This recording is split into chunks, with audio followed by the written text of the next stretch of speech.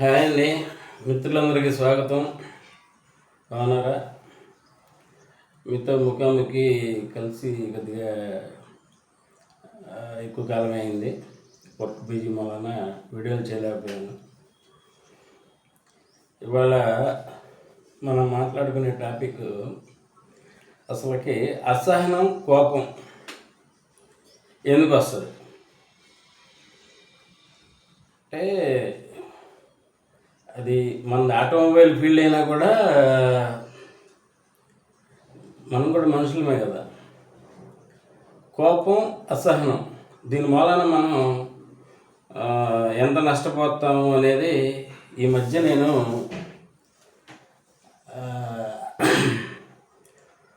గోపాలకృష్ణ గారు జాగర్లమడి ఆయన ఒక ఇంటర్వ్యూ పైలా అప్పారావు గారితో ఒక ఇంటర్వ్యూ చేస్తుంటే చూశాను నేను. నాకు బాగా అనిపించింది.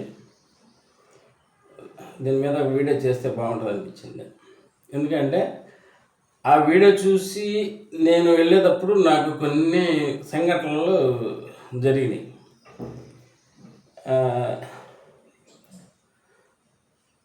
స్కూటీకి పెట్రోల్ కొట్టిద్దామని బంక్ దగ్గరికి వెళ్తున్నా. బంకు దగ్గరికి వెళ్ళినప్పుడు ఇద్దరు కూర్చుని మాట్లాడుకుంటూ ఉన్నారు. ఆ బంకు ఆయిల్ కొట్టే బాయ్స్. బాబు ఆయిల్ అన్న, వాళ్ళు లేదు అన్నారు. ఆయిల్ లేనప్పుడు వాళ్ళు బళ్ళు రాకుండా నో స్టాక్ పెట్రోల్ అని పెట్టాలి బోర్డు. లేదు, ఓ తాడు కడతారు జనరల్గా ఆయిల్ అయిపోతే స్టాక్. ఓకే, బాగానే ఉంది. సరే, పెట్రోల్ అయిపోయింది, డీజిల్ ఉంది అని అనుకోవటానికి వాళ్ళు దూరం నుంచే వెహికల్స్ వస్తుంటే వాళ్ళు లేదని చెప్తూ సైగ చేస్తారు. జనరల్గా వెళ్ళి అక్కడ ఆగి పెట్రోల్ అడిగితే లేదని చెప్తే అదేదో ముందే చెప్పొచ్చుగా అని మనం అంటాం. వాళ్ళు మనం చూసినా కూడా వాళ్ళు బాధ కానీ పెట్టుకుంటున్నారు, కానీ మళ్ళీ మనకు సమాధానం చెప్పట్లేదు. మనం అడిగితే అప్పుడు చెప్తున్నారు. కోపం వచ్చేస్తుంది. జనరల్గా ఆ ప్లేస్లో ఎవరున్నా కూడా కోపం వస్తుంది. మీ ఓనర్ రెడీ అని ఓనర్ కంప్లైంట్ చేద్దాం అనుకుంటాం. అసలుకి ఆ ఓనరే సరిగ్గా ఉంటే ప్రతి బంకులో సీసీ కెమెరాలు ఉంటాయి. వీళ్ళ ప్రవర్తన వాళ్ళు చూస్తుంటారు. వాళ్ళ పనిలో పెట్టుకున్నారంటే అతనికి కంప్లైంట్ చేసినా కూడా ఉపయోగం లేదు. నేను ఆ ఇంటర్వ్యూ చూసిన తర్వాత నాకు లేదు, ఇక వాళ్ళతో డిస్కషన్లు, ఆర్గ్యుమెంట్లు పెట్టడం వలన మన విలువైన సమయం అప్పటికే పెట్రోల్ లేని బంకులోకి వెళ్ళి 5 నిమిషాలు టైం వేస్ట్ చేశాను. ఆ తర్వాత వాళ్ళతో మనం డిస్కషన్ పెట్టామనుకోండి, 15 నిమిషాలు పోతుంది. మొత్తం 20 నిమిషాలు మన లైఫ్లో లాస్. నేను ఆ ఇంటర్వ్యూ చూడటం మూలాన నాకు అప్పుడే ఫ్రెష్గా వెళ్ళటం మూలాన సరేనని వచ్చేసాను. బంకులు కొట్టించుకున్నాను అనుకోండి. అంటే దీని మూలన ఏంటంటే మన నిజ జీవితంలో కూడా ఇలాంటి సంఘటనలు జరుగుతూ ఉంటాయి. ఇక ప్రతి దానికి మనం వాదన పెట్టుకుంటా మన టైం వేస్ట్ చేసుకోకూడదన్న ఉద్దేశంతో ఇది చెప్తున్నా. నేను జాగర్లమూడి గోపాలకృష్ణ గారు అంటే ఎవరో తెలియదు, జీకే గారు. నేను సుమన్ టీవీలో పైలాపర గారితో ఆయన చేసిన ఇంటర్వ్యూ చూశాను. అదేదో ముందు మాట్లాడుకుని ప్రశ్నించినట్టు కాకుండా చాలా క్యాజువల్గా మన రొటీన్ లైఫ్లో జరిగే విషయం డిస్కషన్ జరిగిన దాంట్లో నాకు అది నచ్చింది కాబట్టి చెప్తున్నా. ఇప్పుడు మన దగ్గరికి కస్టమర్, డ్రైవరు, క్లీనరు, ఓనరు వస్తారు. వాళ్ళతో మనం మాట్లాడే విధానం ఇప్పుడు అది బాగుండాలని మనం చేసుకుంటుంది. ఇది మనం ఏదో ఒక మైండ్ సెట్లో ఇలా డిస్టర్బ్ అయ్యామంటే అది ఆ రోజంతా ఉంటుందండి. ఇప్పుడు సాయంకాలం పూట వెళ్ళేటప్పుడు ఆ పేస్ట్ అయిపోయింది తెమ్మని చెప్తారు ఇంట్లో. సరే అనుకుంటాం. మనకు ముందు ఏది గుర్తున్నా గుర్తుండకపోయినా వైన్ షాపులు టైం అయిపోతుంది అనేది మాత్రం బాగా గుర్తుంటుంది. ఆ హడావిడిలో మర్చిపోయాం, వచ్చేసాం. తెల్లారి పేస్ట్ అని మనం పేస్ట్ దగ్గరికి వెళ్ళేసరికి మనకు అర్థం, రాత్రి చెప్పారు కదా మనం తేలేదు కదా, మర్చిపోయాం కదా అనుకుంటాం మనం. అప్పుడు మనలోంచి పెద్ద ఆర్థిక శాస్త్రవేత్త బయటకు వచ్చేస్తాడు. ఈ పేస్ట్ని ఈ కత్తెర తీసుకుని కట్ చేస్తే 3 రోజులు వస్తుంది, మనీ వేస్ట్ చేయబాకండి అని మనం వాళ్ళకి క్లాస్ పెట్టి తర్వాత తీసుకెళ్తాం అనుకోండి. అంటే మన మైండ్ని పీస్ఫుల్గా ఉంచుకుంటే మనం చేసే వర్క్ మీద మనం దృష్టి పెట్టగలుగుతాం. చిన్న చిన్న అనవసరమైన విషయాలన్నిటికీ మనం ప్రతిదీ మనసుకు తీసుకుని బాధపడతా మన మూడ్ చేంజ్ అయిపోయి అదే మూడ్లో ఉండి ఇంటికి వచ్చి వాళ్ళ మీద అరిసి ఇలాగ చేసుకోకుండా సాధ్యమైనంత వరకు నవ్వుతూ ఉంటే మనకి లోపల నుంచి హ్యాపీనెస్ అలాగే ఉంటుందండి.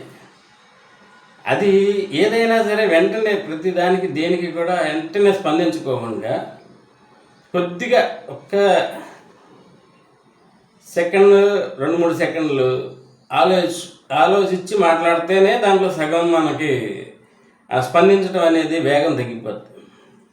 వెంటనే మనం స్పందించాము, దాని గురించి రియాక్ట్ అయ్యాము. రియాక్ట్ అవుతే వెంటనే దాని గురించి మనం ఒక మాట అంటే కాలు చెప్తారు కదా, కాలు జాగ్రత్త తీసుకోవచ్చు, నోరు జాగ్రత్త తీసుకోలేమని. ఇలాగా మనం షెడ్ దగ్గరికి వచ్చినప్పుడు మన మైండ్ ప్రశాంతంగా ఉంచుకోవడం మంచిది. ఇంకోటండి, అసలుకి ఈ రాజకీయాల గురించి షెడ్ దగ్గర కానీ ఎక్కడైనా కానీ రాజకీయాల గురించి అయితే మాట్లాడకూడదండి. దాని వలన ఏం ఉపయోగం లేదంటే, ఇప్పుడు ఆ పార్టీ కాదు, ఈ పార్టీ కాదు, ఆ గవర్నమెంట్ కాదు, ఈ గవర్నమెంట్ కాదండి. ఇవన్నీ ఏం చేస్తున్నాయంటే నడుచుకుంటూ వెళ్ళేవాడిని భుజాల మీద ఎక్కించుకుని మోస్తున్నాయి. అంటే నిన్న కూడా సుప్రీంకోర్టు ఒక తీర్పు చెప్పింది, మామూలుగా న్యూస్ ఫాలో అయ్యే వాళ్ళకి తెలుస్తుంది. ఈ ఉచితాల మూలన ఇప్పుడు మనం పేస్ట్ కొన్నా, పెట్రోల్ కొట్టించినా, ఏది అయినా మనం కూడా ట్యాక్స్ కడుతున్నాం. ట్యాక్స్ కట్టడం అంటే ఇన్కమ్ ట్యాక్స్, సేల్ ట్యాక్స్ ఇవి కట్టడమే కాదు, మనం వాడే ప్రతి వస్తువు మీద ట్యాక్స్ పడుతుంది. ట్యాక్స్ కడుతున్నాం. వాళ్ళు మన డబ్బులతో ఓట్లు కొనుక్కుంటున్నారు. నేను పార్టీలకు సంబంధం లేదు, నాకు ఏ పార్టీతో సంబంధం లేదు. రాజకీయాల గురించి షెడ్ దగ్గర మాట్లాడితే ఏమవుతుందంటే ఒక్కొక్కరితో ఒక్కొక్క పార్టీ ఉంటుంది, ఎవరి నమ్మకాలు వాళ్ళవి. వాదించి ఇంకొకళ్ళని అయితే మనం మెప్పించలేము. ఈ వాదించుకోవటాలు ఇవన్నీ అనవసరము. కాబట్టి రాజకీయాలు మాట్లాడటం షెడ్ దగ్గరే కాదు, ఇప్పుడు డ్రైవర్స్ ఒక 4-5 బళ్ళు ఒక చోట కలిసారు, మాట్లాడుకుంటుంటారు, అన్నం వండుకుంటారు, వీళ్ళ కూరలు వాళ్ళు పెట్టుకుంటారు, వాళ్ళ కూరలు వీళ్ళు పెట్టుకుంటారు, ఎంత బాగా ఉంటుంది. ఒక రాజకీయాలు మాట్లాడేసరికి అక్కడ విభేదాలు వస్తాయి. అందుకని నేను చెప్పేదండి, అంటే మీకు నచ్చిన వాళ్ళకు ఓటేసుకోండి. దాని గురించి ఊరికనే వాళ్ళు బాగానే ఉంటారు, దాని గురించి ఊరికనే మనం అందరం ఈ పార్టీలని అయ్యని ఎవరు వచ్చినా మన పని మనం చేసుకోవాల్సింది తప్పదు. కాకపోతే ఏంటంటే ఈ ఉచితాలు పెట్టడం అనేది కరెక్ట్ కాదు. ఎందుకంటే 1,00,000 కోట్లు సంవత్సరానికి ఖర్చు పెడితే అదే 1,00,000 కోట్లు ఎవరికి అవసరం ఉన్న వాళ్ళకి ఇవ్వాలి. ఒక విద్యకి, వైద్యానికి, వృద్ధులకి ఈ ఫ్రీలు పెట్టడం వలన మన దేశం, రాష్ట్రం అంత ముందుకు పోదు. ఎందుకంటే ఊరికినే డబ్బులు ఈయటం అలవాటు చేశారు, తీసుకున్నానికి మనం అలవాటు పడ్డాము. దీని వలన ఇప్పుడు పని చేయాల్సిన అవసరం ఉండదు. నాకు తెలిసిన ఒక ఫ్యామిలీ సుమారుగా నెలకి 20,000 వస్తుంది వాళ్ళ ఇంట్లో కుటుంబ సభ్యులకి. ఆ పింఛన్లు, ఈ పింఛన్లు ఏదైనా కూడా 5 రూపాయలతో వెళ్ళిపోయి భోజనాలు చేసి వస్తారు. వాళ్ళకి ఇంకా పని చేయాల్సిన పని ఏంటి? ఇప్పుడు ఈ దాని వలన ఇప్పుడు మనిషి కష్టపడి ఒక గోల్ పెట్టుకుని ఇది చెయ్యాలి అంటే అది చేయటానికి అవసరం ఉండాలి. నేను ఇంటద్ది కట్టాలి, కరెంటు బిల్లు మనం కడతా ఉంటే కరెంట్ ఎక్కువ కాలుతుంది, మనం ఈ ఫ్యాన్ ఆపాలి, లైట్ ఆపాలి అనేది మనం చూసుకుంటాం. ఫ్రీ అంటే లైట్ వెలుగుతూనే ఉంటుంది, కరెంటు వేస్ట్గా ఖర్చు అయిపోతూనే ఉంటుంది. ఇప్పుడు అంబేద్కర్ గారు రిజర్వేషన్ పెట్టారండి. ఆయన కొన్ని సంవత్సరాలు పెట్టారు, అప్పుడున్న సామాజిక పరిస్థితులను బట్టి వాళ్ళు డెవలప్ అవ్వాలని. కానీ పిల్లి మెడలో గంట కట్టేది ఎవరు కట్టరు. రాజకీయ నాయకులందరూ ఎవరి కాళ్ళు మన డబ్బులతో వాళ్ళు ఓట్లు కొనుక్కోవాలి. మళ్ళా ఆ ఎలక్షన్లప్పుడు మళ్ళీ వాళ్ళు డబ్బులు పంచాలి. నాకు వద్దు బాబు, నేను డబ్బులు నీకే ఓటేస్తానన్నా కూడా వాళ్ళు మనం డబ్బులు తీసుకోకపోతే వీళ్ళు మనకి ఓటేయలేదు అనేది ఒక ఇదిలో ఉంటుంది. మనం కూడా ఏమనుకుంటాం, మనం తీసుకోకపోయినా ఈ డబ్బులు మళ్ళీ ఆ నాయకుడికి వెళ్ళి మధ్యలో కూడా తినేస్తాడు అనుకుంటాం. వస్తున్నాయి, ఫ్రీగా వస్తున్నాయి, తీసుకుందాం. ఇప్పుడు తెల్ల రేషన్ కార్డు ఉంది, అది ఆరోగ్యశ్రీకి ముడిపెట్టుకోకుండా ఉంటే ఆ తెల్ల రేషన్ కార్డులు చాలామంది తీసుకోరు. ఇలాంటివన్నీ ఆలోచించుకుని ఉచిత పథకం అవసరం ఉన్న వాళ్ళకి ఇవ్వచ్చు, అవసరం లేని వాళ్ళకి అది ఇచ్చి మన రోడ్లు బాగు చేసుకోవడానికి కానీ ఇంకా మనం అభివృద్ధి చేసుకోవాల్సినవి ఎన్ని ఉన్నాయి. ఇప్పుడు రైతులకి మంచి ఎరువులు ఇచ్చి వాళ్ళకి సబ్సిడీ ఇచ్చి అలాగే ప్రోత్సహించవచ్చు. టమాటా వాళ్ళు రేట్ లేదని పక్కన పారపోస్తారు, మనం కొనాలంటే 30 రూపాయలు 40 రూపాయలు ఉండదు కిలో. మరి ఈ డబ్బులన్నీ ఎక్కడే పోతున్నాయి. ఇలాంటి ఏం చేస్తే బాగుంటుంది అనేది అందరికీ తెలుసు. కాకపోతే ఏంటంటే ఎవరు అదే చెప్తున్నా, పిల్లి మేడలో గంట ఎవరు కడతారు. మనం అది ఆపేస్తే మనకి నెక్స్ట్ ఓట్లు పడవని వాళ్ళు ఇస్తున్నారు, మనం తీసుకుంటున్నాము. అవసరం ఉన్న వాళ్ళకి అర్హులైన వాళ్ళకి ఇస్తే ఇబ్బంది లేదు. కానీ ఇలాగ అనవసరంగా ఖర్చులు పెట్టి వాళ్ళు తప్పు చేస్తున్నారు. అందుకని ఈ రాజకీయాల గురించి షెడ్ దగ్గర మాట్లాడుకోవడం, మనం మిగతా వాళ్ళతో దాని గురించి ఆర్గ్యుమెంట్ చేయటం ఇది అనవసరమని చెప్తున్నా. తర్వాత గ్యారేజ్లో డ్రైవర్ కానీ క్లీనర్ కానీ ఎవరినైనా సరేనండి, వాళ్ళ పేరుతో పిలవాలి. ఓ డ్రైవరు ఇటురా, ఓ క్లీనరు ఇటురా అనేది మన ఫీల్డ్లో అది మనం మానేయాలి. ప్రతి వాడికి వాడి పేరు అంటేనే వాడికి ఫస్ట్, వాడి పేరే వాడికి ఇష్టం, పేరుతో పిలవాలి. మా ఫ్రెండ్ ఒక ఆయన ఉన్నాడు, మేము ఆయనతో బాగా సన్నిహితుడు. ఆయన నాకు చాలా విషయాలు ఆయన దగ్గర నేను తెలుసుకున్నాను, నేర్చుకున్నాను. ఇంకో హోటల్కి వెళ్ళాము, బాయ్ అని పిలుస్తారు. బాబు నీ పేరేంటమ్మా? నా పేరు ప్రకాష్, ఇది తీసుకురా, అది తీసుకురా, అయిపోయింది. సంవత్సరం తర్వాత మళ్ళీ మేము హోటల్కి వెళ్తే ఈయన అతని పేరు గుర్తుపెట్టి ఏం ప్రకాష్ బాగున్నావు అని అడిగితే అసలు అతను ఎంత హ్యాపీ ఫీల్ అయ్యాడంటే ఆయన ఈయన్ని గుర్తుపెట్టాడు. ఎందుకంటే వచ్చిన వాళ్ళందరూ బాయ్ అని అలాగే పిలుస్తారు, పేరు పెట్టి పిలిచాడు కాబట్టి ఈయనంటే ఆయనకి ప్రత్యేకంగా గుర్తుండిపోయింది. అలా అన్ని రోజులున్నా కూడా ఈయన కూడా అతని పేరు మర్చిపోకుండా గుర్తుపెట్టుకున్నాడు. ఇదేమీ పెద్ద ఇదేం కాదు, మనకి ఇంట్రెస్ట్ ఉండాలంతే. అతని పేరుతో పిలిస్తే, ప్రకాష్ అని పిలిస్తే ఎంత హ్యాపీ ఫీల్ అయ్యాడు అంటే ఇవన్నీ కొద్దిగా అబ్జర్వేషన్ చేస్తూ ఉంటే తెలుస్తాయండి. అట్లాగే బండి రాగానే డ్రైవర్ని పేరు కనుక్కోవడం, ఆ పేరుతోనే పిలవాలి. ఎవరినైనా కూడా పేరుతో పిలిస్తే మన మీద మంచి అభిప్రాయం ఉంటుంది. నేను ఒక గుంటూరులో లక్ష్మణరావు గారు డాక్టర్ గారు అని, నాకు అప్పుడు ఒకసారి యాక్సిడెంట్ అయితే నేను అక్కడ ఉండాల్సి వచ్చింది. ఆయన ఎంతమంది పేషెంట్లు వచ్చినా నాకు ఈ కంప్లైంట్ ఇప్పుడు పేషెంట్కి ఏంటంటే అతనుకున్న బాధ మొత్తం చెప్పేయాలని ఉంటుంది. ఆయన కూడా అలాగే చేయనియండి, చేయకపోనియండి, ముందు చేద్దామనే మాట చెప్తే ఎదుటోళ్ళు మన దారిలోకి వస్తారు. డ్రైవర్ చెప్పాడు. ఓపికగా వాళ్ళు చెప్పిన ప్రాబ్లంలన్నీ వినాలి మనం. విన్న తర్వాత అతనికి అర్థమయ్యేటట్టు చెప్పాలి. ఆయన చెప్పిన దాన్ని అతనికి ఒకసారి చెప్పడం కుదిరినా కుదరకపోయినా మనం తెలుసుకొని అయిపోయిన తర్వాత ఓకేనా అని మనం అడగాలి. ఆయన దానికి ఓకే అన్న తర్వాత వెహికల్ వదలాలి.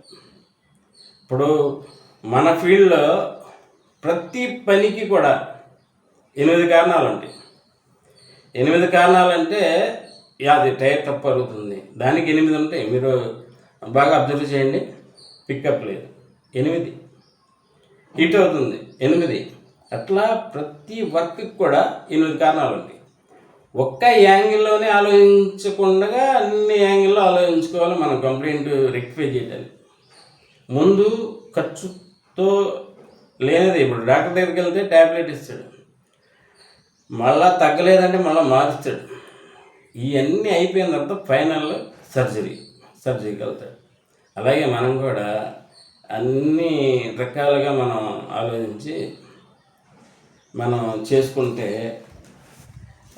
దానివల్ల మనకి వర్క్ బాగుంటుంది, కస్టమర్ సాటిస్ఫై అవుతాడు. ఎప్పుడైతే డ్రైవర్ చెప్పింది మనం విన్నామో అప్పుడు డ్రైవర్ కూడా సాటిస్ఫై అవుతాడు. నేను చెప్పింది విన్నాడు, ఇతను అర్థం చేసుకున్నాడు. ఇప్పుడు ఆయన చెప్పంగానే మనకి అతను చెప్పింది మనకి ట్రబుల్ అర్థమైపోయింది. అతన్ని సగంలోనే ఆపేసి నేను చేస్తాలే అంటే అతనికి సాటిస్ఫై ఉండదు. ఎప్పుడైనా ఎదుటి మనిషి మాట్లాడుతున్నప్పుడు అతను చెప్పడం శాంతం పూర్తిగా వినాలి మనం. విన్న తర్వాత మనం చెప్తే దానికి అతను కూడా నా ట్రబుల్ ఇతను విన్నాడు కాబట్టి నా ట్రబుల్ని ఇతను చేస్తాడు, రెక్టిఫై చేస్తాడు అనేది ఒక నమ్మకం ఉంటుంది. చాలా రోజులైంది, సరే మాట మంచి మాట్లాడుకుందామని వీడియో చేశాను. ఈ వీడియో మీకు నచ్చుద్ది అనుకుంటున్నాను. మళ్ళా ఇంకొక మంచి టాపిక్తో మళ్ళా వీడియోలు చేసుకుందాం. మన ఛానల్ని సబ్స్క్రైబ్ చేయండి, లైక్ కొట్టండి, 10 మందికి షేర్ చేయండి. అన్నీ ఇప్పుడు మామూలుగా మానవ సంబంధాలు వీటి గురించి కూడా మనం మాట్లాడుకుందాం. వర్క్ షార్ట్ వీడియోలు పెడుతున్నాను, చూస్తున్నారు బాగానే. దాని గురించి మళ్ళీ ఒకసారి వివరించి చెప్తున్నాను. లాంగ్ వీడియోలు కూడా పెడితే చూసే ఓపిక లేదు, కానీ చూసే వాళ్ళందరూ నా పర్మనెంట్ సబ్స్క్రైబర్లు. షార్ట్ వీడియోలు 3K 4K వచ్చిందంటే వాళ్ళు అలా చూసి ఇలా పైకి వెళ్ళేది, వాళ్ళ కోసం అది పెడుతున్నా. నా ఆత్మీయులకు ఇప్పుడు నేను ఈ టాపిక్ ఆటోమొబైల్ ఇవన్నీ పెట్టాల్సిన యాస్ట్లో మనం వేరే గ్రూప్లో పెడితే అది బాగా చూస్తారు. కానీ నాకు ఫీల్డ్ మీద ఉన్న గౌరవం కొద్దీ నా సోదరులు, నా మిత్రులు దీంట్లో ఎవరికైనా సరే ఈ 3 బాగోకుండా మనం అనవసరంగా మనం ఇలా కాకుండా ఇలా ఉంటే మంచిదని అనిపించి పాజిటివ్ థింకింగ్లో ఉంటారని ఈ వీడియో పెడుతున్నా. ఇప్పుడు న్యూస్ పేపర్ ఉంది, న్యూస్ పేపర్ అనాలిసిస్ అనేది పెడితే 1 గంటలో 5,000 వ్యూస్ వచ్చేస్తున్నాయి, లైక్లు వచ్చేస్తున్నాయి. మన గురించి మనం తెలుసుకుంటానికి దానికి ఇంట్రెస్ట్ చూపించాలి.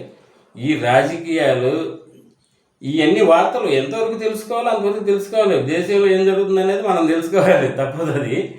కానీ అందుకంటే మనం దైనందిన జీవితంలో మనం ఏం చేయాలి, ఎలా ఉండాలి, ఇలాంటివి తెలుసుకుంటే మనకి మనం హ్యాపీగా ఉండటమే కదా మనకి మన ఫ్యామిలీకి కావాల్సింది.